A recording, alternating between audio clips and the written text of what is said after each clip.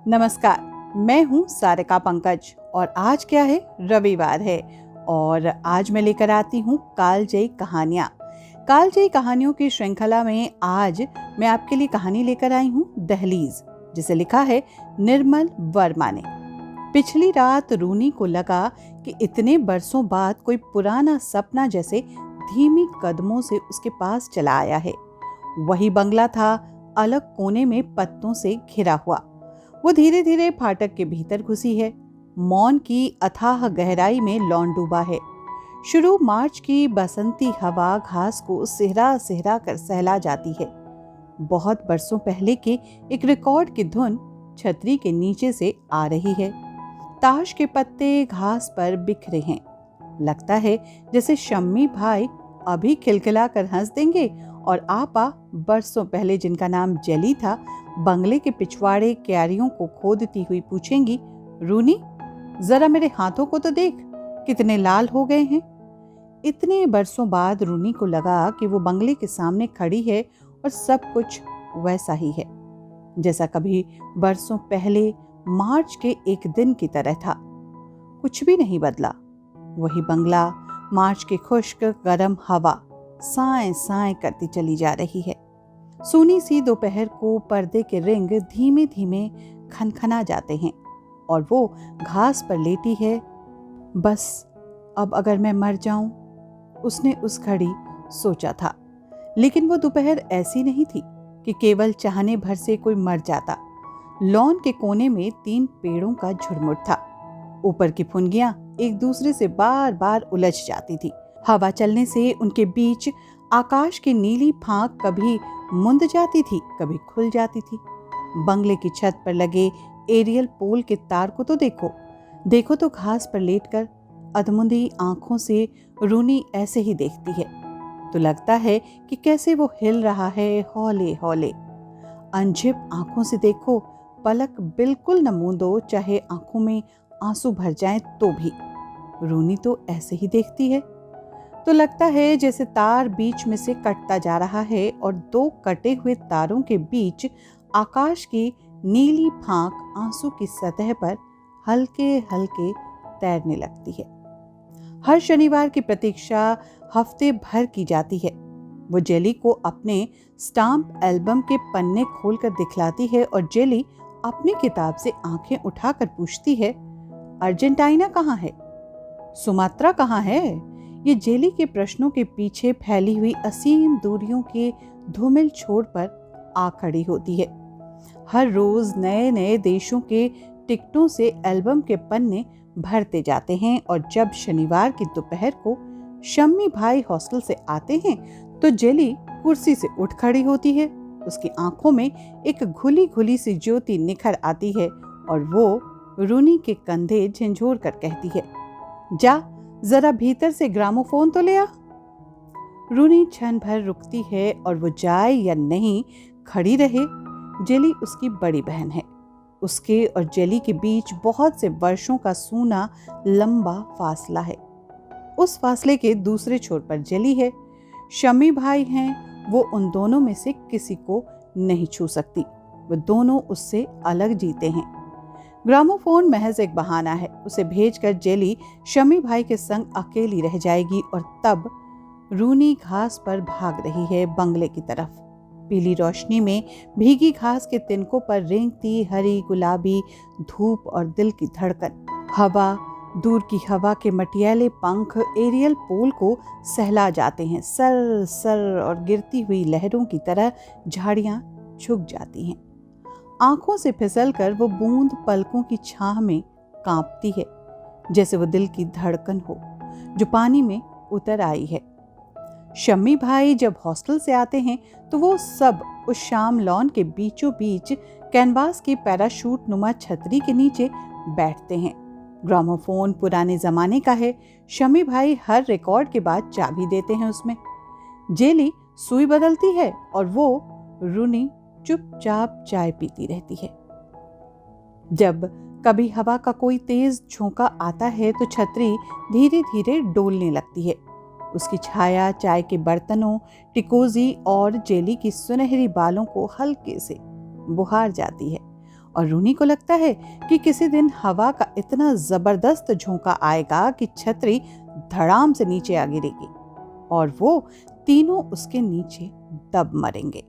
शमी भाई जब अपने हॉस्टल की बातें बताते हैं तो वो और जेली विस्मय और कौतूहल से टुकुर टुकुर उनके चेहरे, उनके हिलते हुए होठों को निहारती हैं। रिश्ते में शमी भाई चाहे उनके कोई न लगते हों, किंतु उनसे जान पहचान इतनी पुरानी है कि अपने पराये का अंतर कभी उनके बीच आया हो याद तो नहीं आता। हॉस्टल में जाने से पहले जब वो इस शहर में आए थे तो अब्बा के कहने पर कुछ दिन उन्हीं के घर पर रहे थे। अब कभी वो शनिवार को उनके घर आते हैं तो अपने संसर्ग जेली के लिए यूनिवर्सिटी लाइब्रेरी से अंग्रेजी के उपन्यास और अपने मित्रों से मांगकर कुछ रिकॉर्ड लाना बिल्कुल नहीं भूलते। आज इतने बरसों बाद भी जब उसे शमी भाई के दिए हुए अजीब गरीब नाम याद आते हैं तो हंसी आए बिना नहीं रहती। उनकी नौकरानी मेहरू के नाम को 4 चांद लगाकर शमी भाई ने उसे कब सदियों पहले की सुकुमार शहजादी मेहरू निस्सा बना दिया, कोई नहीं जानता। वो रेहाना से रूनी हो गई और आपा पहले बेबी बनी, उसके बाद जेली, आइसक्रीम और आखिर में बेचारी सिर्फ जेली बनकर रह गई। शमी भाई के नाम पर इतने बरसों बाद भी लॉन की घास और बंगले की दीवारों से लिपटी बेल लताओं की तरह चिरंतर और अमर हैं। ग्रामोफोन के घूमते हुए तवे पर फूल पत्तियां उग आती हैं। एक आवाज उन्हें अपने नरम नंगे हाथों से पकड़कर हवा में बिखेर देती हैं। संगीत के सुर झाड़ियों में हवा से खेलते हैं। घास के नीचे सोई हुई भूरी मिट्टी पर तितली का नन्हा सा दिल धड़कता है।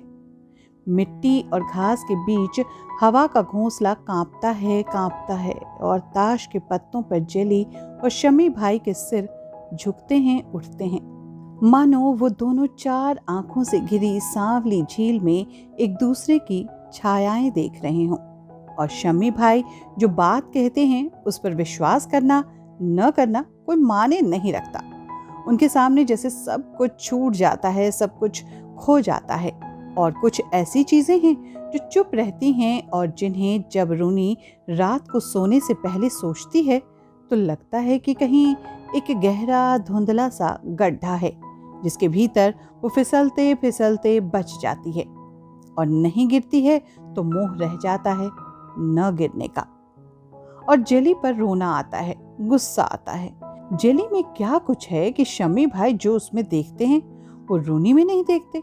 और जब शमी भाई जेली के संग रिकॉर्ड बजाते हैं, ताश खेलते हैं, मेज के नीचे अपना पाँव उसके पाँव पर रख देते हैं तो वो अपने कमरे की खिड़की के पर्दे के परे चुपचाप उन्हें देखती रहती है, जहां एक अजीब सी मायावी रहस्यमयता में डूबा हुआ झिलमिल सा सपना रहता है। और पर्दे को खोलकर पीछे देखना ये क्या कभी हो नहीं पाएगा? मेरा भी एक रहस्य है जो ये नहीं जानते, बल्कि कोई नहीं जानता। रूनी ने आंखें मूंद कर सोचा, मैं चाहूं तो कभी भी मर सकती हूँ उन 3 पेड़ों के झुरमुट के पीछे ठंडी गीली घास पर, जहां से हवा में डोलता हुआ एरियल पोल दिखाई देता है। हवा में उड़ती हुई शमी भाई की टाई, उनका हाथ जिसकी हर उंगली के नीचे कोमल सफेद खाल पर लाल लाल से गड्ढे उभर आए थे, छोटे छोटे चांद से गड्ढे जिन्हें अगर छुओ, मुट्ठी में भींचो, हल्के हल्के से सहलाओ तो कैसा लगेगा? सच कैसा लगेगा? किंतु शमी भाई को नहीं मालूम कि वो उनके हाथ को देख रही है। हवा में उड़ती हुई उनकी टाई उनकी झिपझिपाती आंखों को देख रही है। ऐसा क्यों लगता है कि एक अपरिचित डर की खट्टी खट्टी सी खुशबू उसे अपने में धीरे धीरे घेर रही है। उसके शरीर के एक एक अंग की गांठ खुलती जा रही है।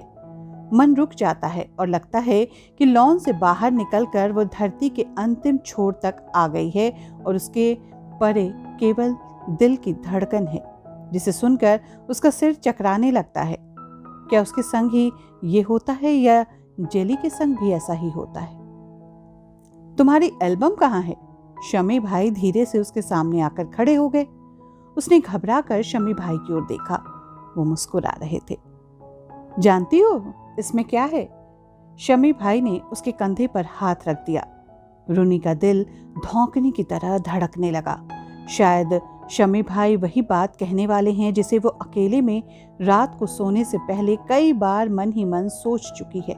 शायद इस लिफाफे के भीतर एक पत्र है जो शमी भाई ने चुपके से उसके लिए, केवल उसके लिए लिखा है। उसकी गर्दन के नीचे फ्राक के भीतर से ऊपर उठती हुई कच्ची सी गोलाइयों में मीठी मीठी सी सुइयां चुभ रही हैं, मानो शमी भाई की आवाज ने उसकी नंगी पसलियों को हौले से उमेट दिया हो। उसे लगा चाय की केतली की टिकोजी पर जो लाल नीली मछलियां काढ़ी गई हैं वो अभी उछलकर हवा में तैरने लगेंगी और शमी भाई सब कुछ समझ जाएंगे। उनसे कुछ भी न छिपा रह पाएगा। शमी भाई ने वो नीला लिफाफा मेज पर रख दिया और उसमें से टिकट निकालकर मेज पर बिखेर दिए। ये तुम्हारी एल्बम के लिए हैं। वो एकाएक कुछ समझ नहीं सकी। उसे लगा जैसे उसके गले में कुछ फंस गया है और उसकी पहली और दूसरी सांस के बीच एक खाली अंधेरी खाई खुलती जा रही है। जेली, जो माली के फावड़े से क्यारी खोदने में जुटी थी, उसके पास आकर खड़ी हो गई और अपने हथेली हवा में फैलाकर बोली, देख रूनी, मेरे हाथ कितने लाल हो गए हैं। रूनी ने अपना मुंह फेर लिया। वो रोएगी, बिल्कुल रोएगी, चाहे जो कुछ भी हो जाए। चाय खत्म हो गई थी। मेहरुनिसा ताश और ग्रामोफोन भीतर ले गई और जाते जाते कह गई कि अब्बा उन सब को भीतर आने के लिए कह रहे हैं, किंतु रात होने में अभी देर थी और शनिवार को इतनी जल्दी भीतर जाने के लिए किसी के मन में कोई उत्साह नहीं था।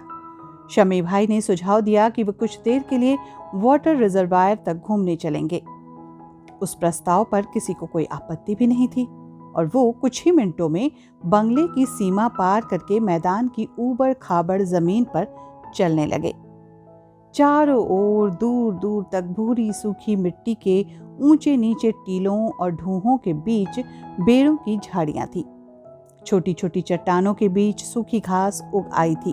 सड़ते हुए पीले पत्तों से एक अजीब नशीली सी बोझल कसैली गंध आ रही थी। धूप की मैली तहों पर बिखरी बिखरी सी हवा भी थी। शमी भाई सहसा चलते चलते ठिठक गए। रूनी कहाँ है? अभी तो हमारे साथ आगे आगे चल रही थी, जेली ने कहा। उसकी सांस ऊपर चढ़ती है और बीच में ही टूट जाती है। दोनों की आंखें मैदान के चारों ओर घूमती हैं। मिट्टी के ढूंहों पर पीली धूल उड़ती है, लेकिन रूनी वहां नहीं है। बेर की सूखी मटियाली झाड़ियां हवा में सरसराती हैं, लेकिन रूनी वहां भी नहीं है। पीछे मुड़कर देखो तो पगडंडियों के पीछे पेड़ों के झुरमुट में बंगला छिप गया है। लॉन की छतरी छिप गई है, केवल उनके शिखरों के पत्ते दिखाई देते हैं और दूर ऊपर फुनगियों का हरापन सफेद चांदी में पिघलने लगा है। धूप की सफेदी पत्तों से चांदी की बूंदों सी टपक रही है। वो दोनों चुप हैं। शमी भाई पेड़ की टहनी से पत्थरों के इर्द गिर्द टेढ़ी मेढ़ी आकृतियां खींच रहे हैं। जेली एक बड़े से चौकोर पत्थर पर रुमाल बिछाकर बैठ गई है। दूर मैदान के किसी छोर से स्टोन कटर मशीन का घड़घड़ाता स्वर सफेद हवा में तिरता हुआ आता है, मुलायम रुई में ढकी हुई आवाज की तरह, जिसके नुकीले कोने झड़ गए हों। तुम्हें यहाँ आना बुरा तो नहीं लगता? शमी भाई ने धरती पर सिर झुकाए धीरे स्वर में पूछा। तुम झूठ बोले थे, जेली ने कहा। कैसा झूठ जेली? तुमने बेचारी रूनी को बहकाया था। अब वो न जाने कहाँ हमें ढूंढ रही होगी। वो वाटर रिजर्वायर की ओर गई होगी, कुछ ही देर में वापस आ जाएगी। शमी भाई उसकी ओर पीठ मोड़े टहनी से धरती पर कुछ लिख रहे हैं। जेली की आंखों पर एक छोटा सा बादल उमड़ आया है। क्या आज शाम कुछ नहीं होगा? क्या जिंदगी में कभी कुछ नहीं होगा? उसका दिल रबड़ के छल्ले की मानिंद खिंचता जा रहा है, खिंचता जा रहा है। शम्मी, तुम यहाँ मेरे संग क्यों आए? और वो बीच में ही रुक गई। उसकी पलकों पर रह रहकर एक नरम सी आहट होती है और वो मुंद जाती हैं। उंगलियां स्वयं चालित सी मुट्ठी में भिंच जाती है, फिर अवश्य सी वो आप ही आप खुल जाती है। जेली सुनो। शमी भाई जिस टहनी से जमीन को कुरेद रहे थे, वो टहनी कांप रही है। शमी भाई के इन दो शब्दों के बीच कितने पत्थर हैं, बरसों सदियों के पुराने खामोश पत्थर, कितनी उदास हवा है और मार्च की धूप है जो इतने बरसों बाद इस शाम को उनके पास ले आई है और फिर कभी नहीं लौटेगी। शमी भाई प्लीज प्लीज, जो कुछ कहना है अभी कह डालो, इसी क्षण कह डालो। क्या आज शाम कुछ नहीं होगा? क्या जिंदगी में कभी कुछ भी नहीं होगा? वो बंगले की तरफ चलने लगे। ऊबड़ खाबड़ धरती पर उनकी खामोश छायाएं ढलती हुई धूप में सिमटने लगी। ठहरो। बेर की झाड़ियों के पीछे छुपी हुई रूनी के होठ फड़क उठे। ठहरो एक क्षण। लाल भुरभुरे पत्तों की ओट में भूला हुआ सपना झांकता है।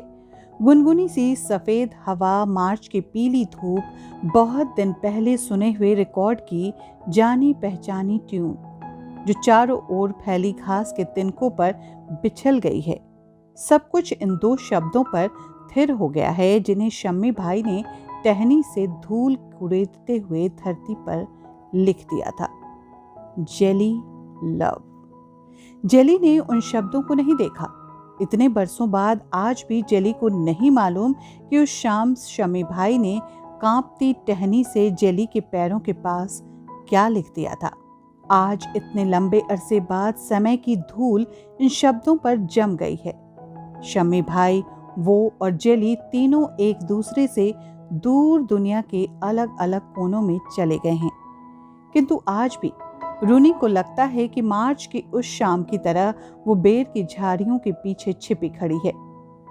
शमी भाई समझे थे कि वो वाटर रिजर्वायर की ओर चली गई थी, किंतु वो सारे समय झाड़ियों के पीछे सांस रोके निस्पंद आंखों से उन्हें देखती रही थी। उस पत्थर को देखती रही थी जिस पर कुछ देर पहले तक शमी भाई और जेली बैठे थे। आंसुओं के पीछे से सब कुछ धुंधला धुंधला सा हो जाता है। शमी भाई का कांपता हाथ, जेली की अधमुंधी आंखें, क्या वो उन दोनों की दुनिया में कभी प्रवेश नहीं कर पाएगी? कहीं सहसा सा जल है और उसकी छाया है। उसने अपने को देखा है और आंखें मूंद ली हैं। उस शाम की धूप के परे एक हल्का सा दर्द है, आकाश के उस नीले टुकड़े की तरह जो आंसू के एक कतरे में ढरक आया है। इस शाम से परे बरसों तक स्मृति का उद्भ्रांत पाखी किसी सोनी घड़ी में ढकी हुई उस धूल पर मंडराता रहेगा जहां केवल इतना भर लिखा है, जेली लव। उस रात जब उनकी नौकरानी मेहरुनिस्सा छोटी बीवी के कमरे में गई तो स्तंभित से खड़ी रह गई। उसने रूनी को पहले कभी ऐसा नहीं देखा था। छोटी बीवी आज अभी से सो गई? मेहरू ने बिस्तर के पास आकर कहा। रूनी चुपचाप आंखें मूंदे लेटी है। मेहरू और पास खिसक आई, धीरे से उसके माथे को सहलाया। छोटी बीबी, क्या बात है? और तब रूनी ने अपनी पलकें उठा ली। छत की ओर एक लंबे क्षण तक देखती रही। उसके पीले चेहरे पर एक रेखा खिंचाई, मानो वो एक दहलीज हो जिसके पीछे बचपन सदा के लिए छूट गया हो। मेहरू, बत्ती बुझा दे, उसने संयत निर्विकार स्वर में कहा। देखती नहीं मैं मर गई हूं? कालजयी कहानियों की श्रृंखला में आज अभी आपने सुना निर्मल वर्मा की लिखी हुई कहानी दहलीज, और जिसे लेकर मैं आई आपके पास सारिका पंकज। निर्मल वर्मा आधुनिक हिंदी साहित्य में प्रकृति और प्रेम के अनूठे कथाकार हैं। आपने कहानी, उपन्यास, नाटक, निबंध, यात्रा, संस्मरण जैसी विधाओं में खूब लिखा और साहित्य सेवा के लिए पद्म भूषण सहित मूर्ति देवी साहित्य अकादमी और ज्ञानपीठ जैसे प्रतिष्ठित सम्मानों से नवाजे गए। अगले रविवार मैं फिर मिलूंगी एक नई कालजयी कहानी के साथ। तब तक के लिए करिए इंतजार और दीजिए इजाजत। नमस्कार।